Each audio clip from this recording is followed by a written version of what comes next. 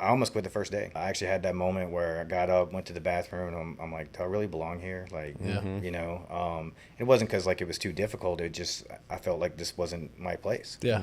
Being in the military, I had it where I don't start some things and not finish. So, I swallowed the pride a little bit, went back in there, took a seat, and graduated in 2.5 years. Welcome to the In the Arena podcast. My name is Jared Miguez, a co-host on this podcast that brings you the inspiring stories of our clients who are leaders and innovators across different industries in Southeast Louisiana. They are visionary entrepreneurs, savvy real estate professionals, media creators, military business owners, and community champions. And we are going to showcase the remarkable achievements and share their personal stories. Tune in for insightful conversations, valuable lessons, and motivational stories that are going to reveal their secrets to success and offer you insights to help you on your own path. Welcome to In the Arena podcast. Welcome to the In the Arena podcast, where we are going to feature a buddy of mine, former military, TJ Palmer. Thanks for having me on the show, buddy. Hey, thanks for having me, Jared. I appreciate it. Yeah. And coach Dominic Luke, we kind of got to know each other a little bit before. Dom, former special operations in the Air Force pararescueman. And you were a Marine. Correct. Yeah, I was in the Marine Corps. For how long were you a Marine for? 20 years, 6 months, around that. 20 years, 6 months, man. That's a long time. Yeah. Yep, that's a lot of time sacrifice. So we appreciate it. I mean, this pillar of the Arena podcast is to promote and support our military veterans and what they're doing in business. So, again, can't thank you enough for the time you spent in the military. And I personally firsthand know how good of a job you and your business do. And so why don't you tell a little bit about Absolute Roofing and what you do in your professional career? Yeah, so we do roofing, obviously, primarily. But we also do gutters, siding, fascia, pretty much everything outside your house, with the exception of maybe brick. Yeah. So, very cool. And how long have you been doing that for? we're coming up on 3 years now.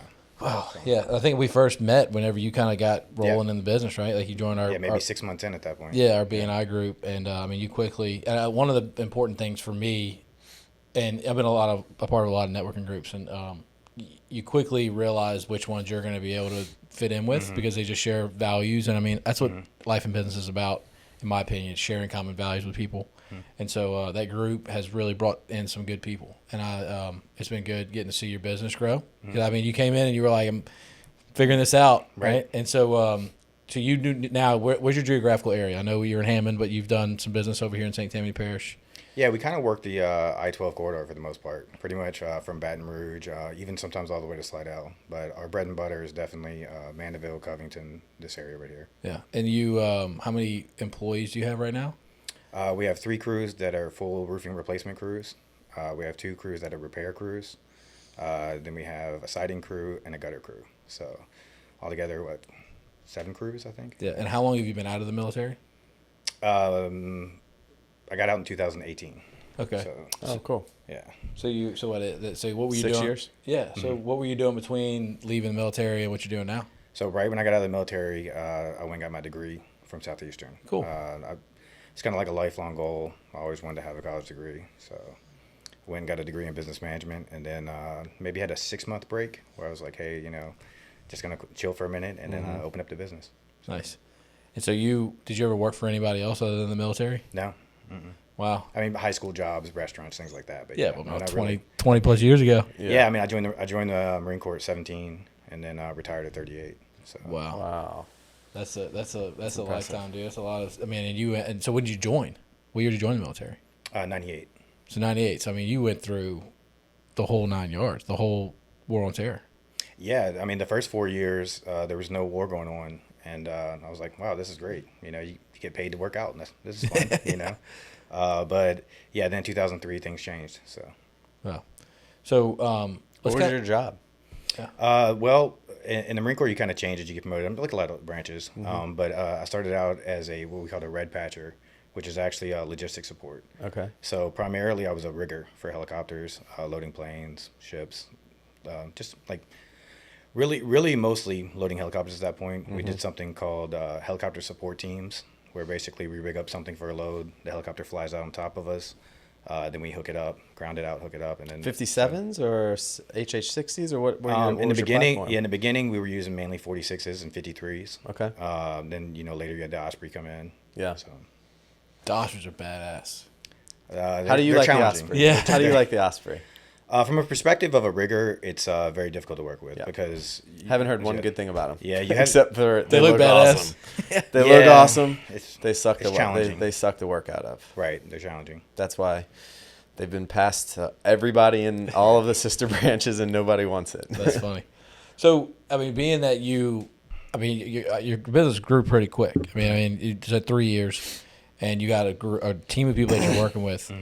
One of the things that we really want to focus on this element of the podcast is to talk about the things that you learned while you were in the military. I mean, being there for 20 years, like you said, you learned the good, the bad, and the ugly of what it means to be in the military. Right. And Dom talked about what the military can do for you and what they do while you're in there and what they do whenever you're out, right? So as a leader, right, and we really like to focus on the values that we hold, and leadership is one of ours.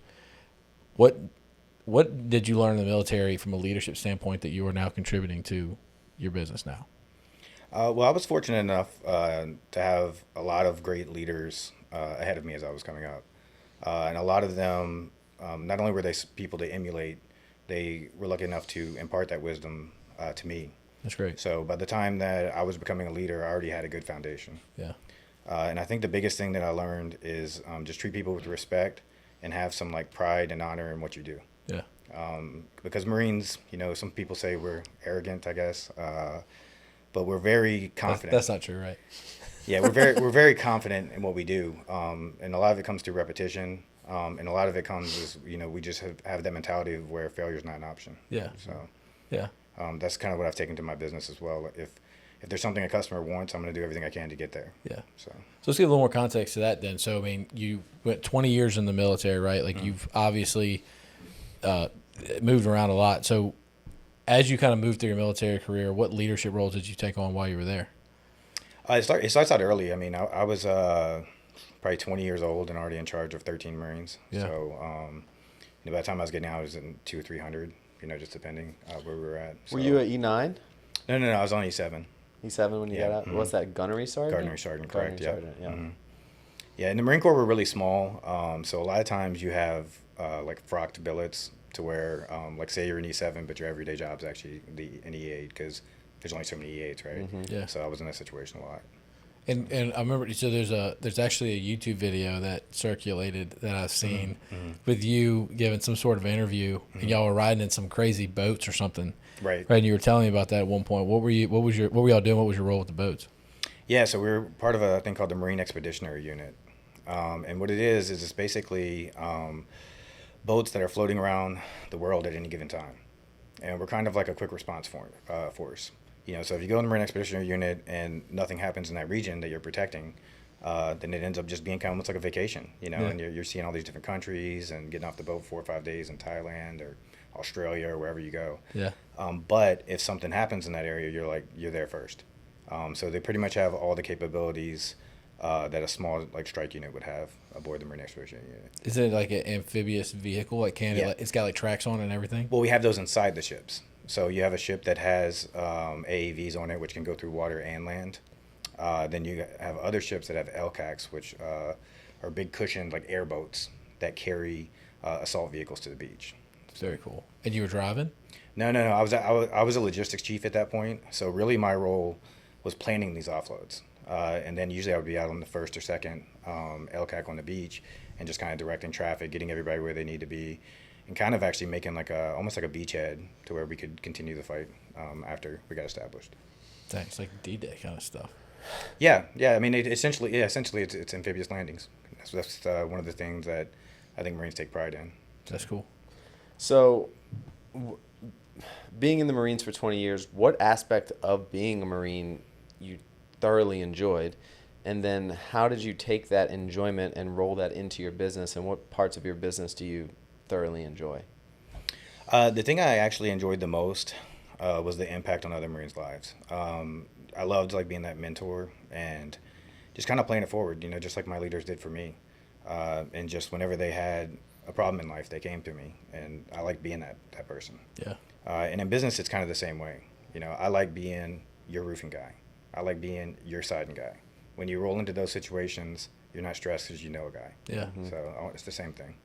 And but like the employees that you have, have you established some form of leadership and command to where you're mentoring those guys to do the job?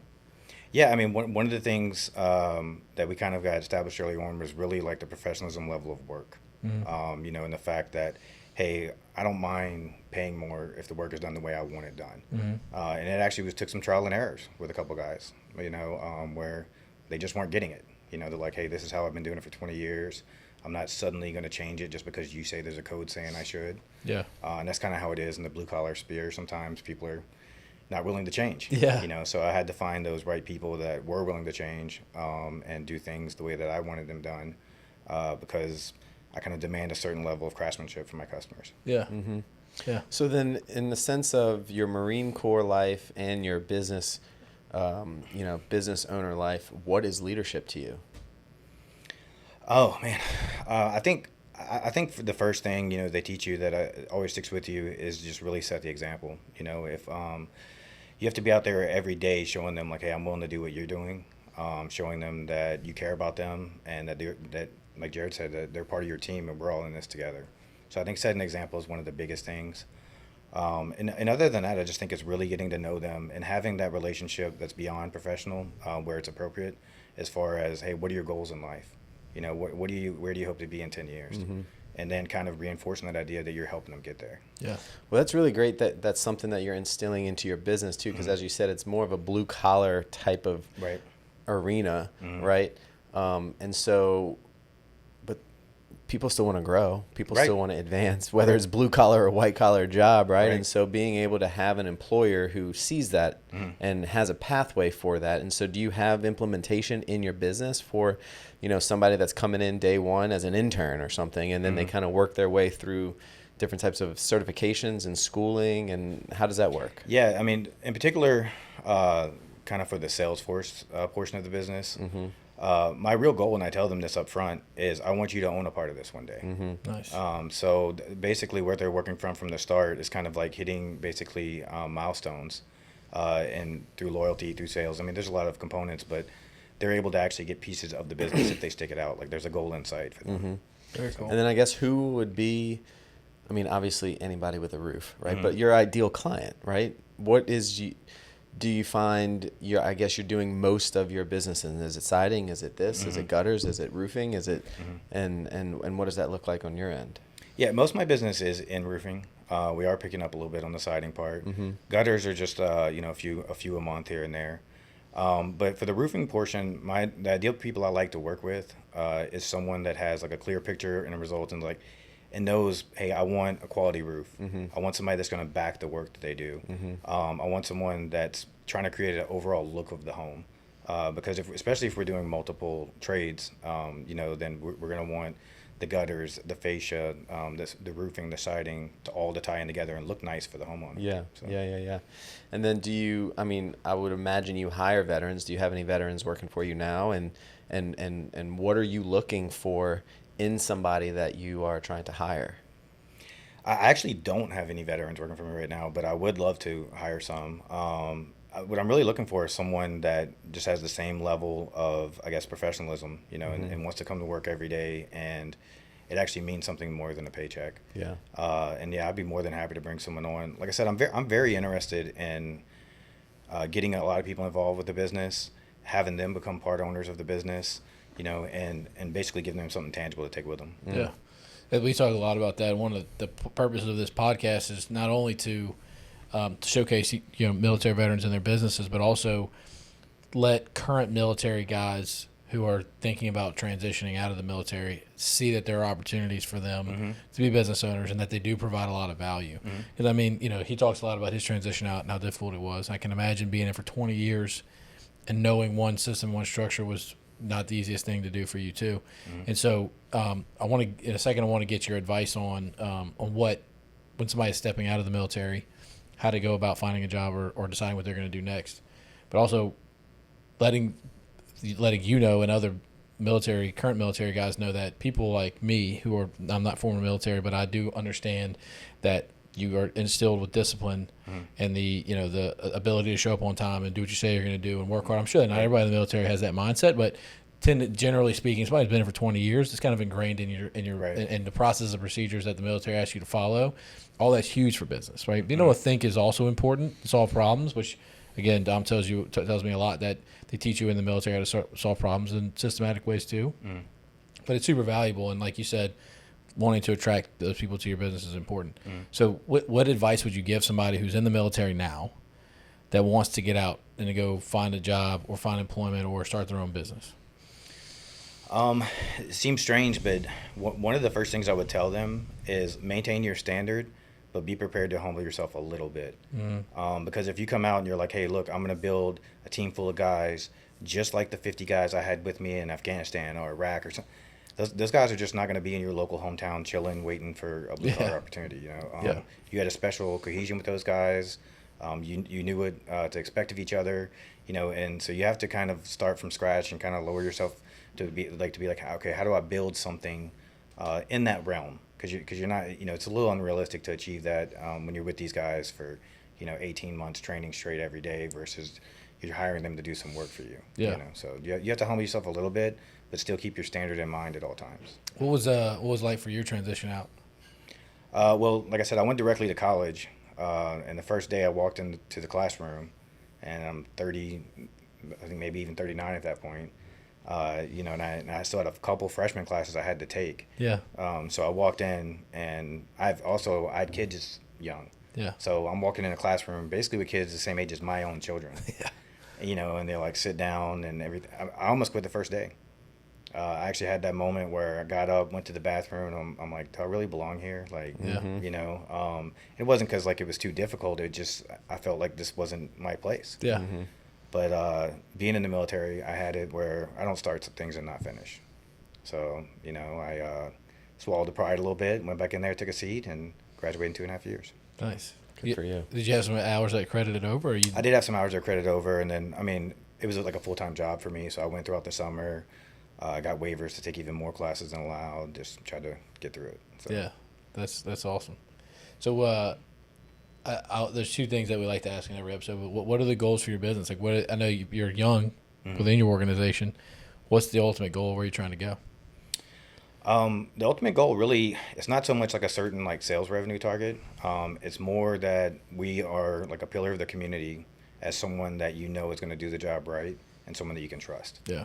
So whether that is capped out at a certain revenue isn't really a big concern of mine. It's just that we have that reputation at all times. Yeah. Well, if you do all that, there's not really there's not going to be a cap. Those things tend to take care of themselves. For sure. Right. How do you generate business? How are you continuing to grow your organization? How are you marketing? Is it just sales, boots on the ground, sales guys just meeting people, or are you? Yeah, it's very varied. And that's kind of the way it is in our industry. I've went through some marketing teams before, several of them actually. It's door knocking areas that have storm damage. It's social media. And actually one of the most successful things has been BNI for me. Yeah. So I really couldn't sing its praises enough. We have such a solid group over there, that. And we all just kind of trust and, constantly use each other, and we hold each other accountable, and it's really been great. Yeah. At what point are you as a business owner thinking about future growth? Do you start looking at acquisitions of other roofing companies within the area, within the region, right? Old mom and pop roofing companies that could be going out of business. You buy in their book of business and that sort of thing, right? Is that an avenue that you've considered going down? Not really. Only because I do feel like the more you expand, you kind of like lose a little bit of centralized control. And I think, like I was saying, the most important thing to me is that we're producing services that are exceptional. And kind of flattening that out isn't something I've really considered yet. But who knows, 10, 12 years from now, I could be considering that. Yeah. I think that's just as a business owner, that's kind of the next, right. As you're looking at growth, it's, do I just start opening up other locations, or do I start acquiring up some of my competitors, and now I am the preferred contractor roofing company of, St. Tammany, Tangipahoa, Orleans, Jefferson, who knows? Right. Who knows? Yeah, there's a lot of big roofing companies in Louisiana that followed that model and have been wildly successful. Sure. Well, so the hardest part when you get to make that decision is, how hard is it going to break the mentality of the company that you're organizing, that your organization that you're buying, or do you organically grow it from the inside out and train people and create layers of people who are kind of holding your standard accountable to different things like that? Because you from a title company standpoint, like that has in the past, people have bought other title companies, and there's no guarantees. Like we don't have contracts for work. It's like every deal is kind of a new deal. Like every roof's a new roof, and so you're. And then when you acquire the employees, they have the mentality of what they're used to, and so you have to kind of break or teach them your standard, which may be difficult, and guaranteeing that they stay is hard. We are under the model that if we teach our team the standard that we expect, and we give them upward growth and ability to grow, to have ownership or whatever that looks like, to bring people under them that are going to then hold our standard, that they're going to hold our standard with those people and teach them the same way we taught them, and that's how we're going to grow and scale. It usually takes longer that way. Like acquiring businesses is great because you can take chunks and buy things on systematically as you grow, but whenever you bring on team and you have to teach and train processes and make them more efficient, it usually takes longer than the latter. But I like the idea of growth too. We thought a lot about that. Yeah. So what would you say your biggest challenge is right now in your business? I think one of the biggest things that I think all of Louisiana is kind of has a challenge with is kind of like the whole insurance game. Insurance, I had a feeling you were going to say that. Yeah, so is being part of that realm, that is a continued challenge because different companies handle that in different ways, and we kind of have like a set in stone way that we do it, which maybe is breaking the mold a little bit, surprisingly, but it's a challenge sometimes overcoming the way people are used to it being done. And I think in all of Louisiana wants that to get better. So the things that we're doing as a business, I feel we're responsible to be towards that goal as well. Yeah. I think one of the biggest things, and you tell me if this is part of your process, is that because he did my brother's roof whenever my brother moved into his new house. And one, I think that it's great that I know you have a son. Yeah, I actually have three sons. Three sons, yeah. And I know I've met one of your boys, and he's awesome. And I know your family's important to you. And my little brother has a bunch of kids too. And you were out there interacting with them. They were intrigued. My brother's a plumber, so they were like they're used to watching him tinker under the sink. And that TJ was out on the roof, and the kids were out there watching TJ and his crew do their job. Yeah, and all the years of the business, I've never had individuals as excited to watch us put a roof on. I'll never forget that day. Yeah. That's awesome. But Josh was just so impressed by how well you communicated, which I think is probably part of your process. And then he was impressed by how transparent you were with the cost. And then he was impressed by how efficient and how well you cleaned up the job afterwards. I mean, he has kids, and they brand new house, they got a new backyard, and the kids are outside, and to not have what about any nails on the ground, all that stuff. Yeah, I mean, I guess that's a good way to throw our tagline out there. New roof, no mess, get the absolute best. There you go. So the actual he's practiced that before. The actual cleanup portion is actually a really important part because after you do someone's roof, they're probably not going to break out their ladder and hop up there and start testing all the shingles and taking a look. They might take a picture from the ground, but they are going to notice if you left nails all on their ground. Oh yes. If their kid steps on one, if they get a flat tire. So that's a very important part. We have magnets, big giant magnets. We run them over and over and over. And I even have a 6-month warranty to where if you do find something, we'll come back and rerun them again, do cleanup, but I've actually no one has ever taken me up on it. Nice. So we must be doing okay. That's great. And from a communication standpoint, Josh being a plumber knows they hold themselves out to a high standard. Like most times, walk in and see a plumber or your roofer walk in with a polo, looking nice. That's how they expect. That's how they approach their clients, and then they were impressed by you doing the same thing and the way that you communicated and were transparent. So, how do you implement that standard from communication and transparency? Well, I mean, I think just up front, you have to tell them like, hey, look, this is the situation. In his situation, he was actually getting, conflicting information. In regards to buying the new house and what the condition of the house was at the time he bought it.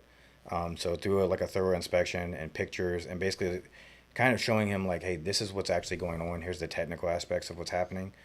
He was able to make an informed decision instead of just being like, yeah, buddy, you need a new roof. Yeah. You actually show them this is why I'm saying that. Yeah. Because of this, and this. And those things we were able to correct when we redid his roof. Cool. Yeah. Like I say, man, like I said, Josh was really impressed, and I've gotten to know you well, and it's been fun getting to know you and your family. So tell us about your boy. I was telling Dom about him. He, the one with the social media TikTok account. Yeah, I have a son, Trey. He's 24. He has Down syndrome. Yeah. And he originally got on TikTok just because he didn't have much to do. You know, he graduated high school the same year that I retired. So we left North Carolina, left all of his friends, and came out here. And he got on there just to kind of connect with other people that are part of that network. Mm-hmm. And he's actually been able to find an amazing group of people that are very supportive of Down syndrome.